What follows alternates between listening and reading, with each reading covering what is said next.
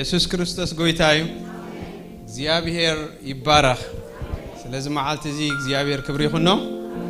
እንደቀና ድማ ክንጽልየሎም ኢና ሕጂ ድማ ሃሌሉያ kids we're going to pray for you and close your eyes okay we're going to pray to God to bless you okay anybody say yes there you go hallelujah ባና ጎይታ ይحلفና ክንህቦም ኢና ንጸልየሎም ጎይታስ እንታይሉ ህፃናት ናባ ይምጹ ሕደግዎም ኢሉ ብሩኽ ጎይታ ስለዝኾነ ናብ ጎይታስ ክነረክቦ ንጎይታና ኢየሱስ ክርስቶስ ክንሃቦም እቲ ኣብ ከባቢዮም ሓጹር ዝገብር እግዚአብሔር ካብ ኩሉ ኽፋእ ድማ ዘናግፍ ጎይታ ኢየሱስ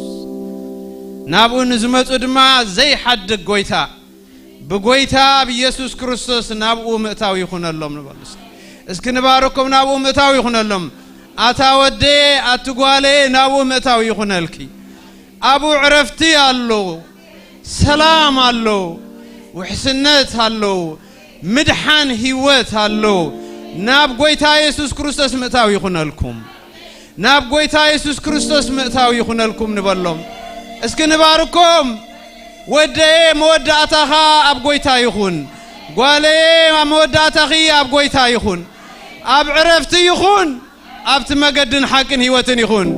ብጎይታ ኢየሱስ ክርስቶስ መንፈስ እግዚአብሔር ጸዋዕዮም ተዛረቦም እግዚአብሔር ህፃናት ኢልካ ከም ሰብ ኪዱ ንደገ ዘይትብል ጎይታ ንዑና ውሽጢ ትብል ጎይታ ያኻሞ ብሽም ኢየሱስ ናባኻ ንማዕቆቦም ኣለና እግዚአብሔር ናባኻ ንማዕቆቦም ኣለና ብጎይታ ኢየሱስ ምእታው ይኹነሎም ነቲ መገዲ ሓቅን ህይወትን ጎይታ ምርካብ ይኹነሎም መንፈስ እግዚአብሔር ይምርሐዮም መንፈስ እግዚአብሔር ይባርኮም መንፈስ እግዚአብሔር ካብ ክፉ ይሐልዎም መንፈስ እግዚአብሔር ንላዕሊ አቢል የደይቦም حسب እግዚአብሔር አብኦም ይጽናዕ እንብላለና ምኽር እግዚአብሔር አብኦም ይጽናዕ እንብላለና ከም ህዝብ አምላኽ ንባርኾም ኣለና ጎይታ ዘይንዓቆም ንሕና አይንንዕቆም ዝተባረኹ ይኹኑ be blessed in the name of our Lord Christ Jesus all you kids be blessed in the name of Christ Jesus may the mighty power of Holy Ghost be upon you may the spirit of God speak on you on your sleeps hallelujah አምድቃስኩም ይዛረብኩም حشوخ يبالكم ساميل يبالكم